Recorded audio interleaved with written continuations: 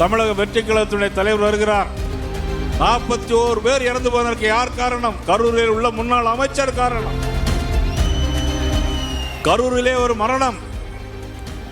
எந்த சம்பவம் எடுத்தாலும் கரூரிலே நடைபெறுகிறது. அங்கே கல்குவாரி நடைபெற்றுக் கொண்டிருக்கிறது. கனிம வளங்கள் கொள்ளையடிக்கப்பட்டுக் கொண்டிருக்கிறது. அதை பார்க்க போன ஒரு வீடியோ 24/7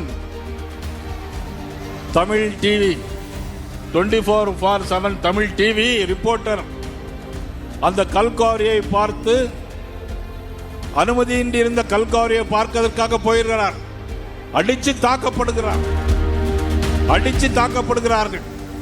ஊடகங்கள் மீடியா எதை வெளிப்படுத்தினார்களா? இல்லை. மீடியாக்கள் இன்னும் பெண் நிறுவனம் மதிப்புக்குரிய முதலமைச்சர் ஸ்டாலின் அவருடைய மருமகன் பெண் நிறுவனத்தை நடத்தி வருகிறார். அந்த மீடியா ஊழியர் அடித்து தாக்கப்படுகிறார். நேற்று முன்தினம் அவர் பேரிலே எஃப்ஐஆர் போடப்படுகிறது. அதுவும் எங்கே நடைபெறுகிறது? கரூரிலே நடைபெறுகிறது.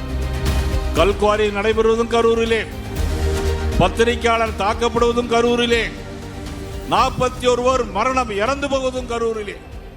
எவ்வளவு மோசமான ஆட்சி!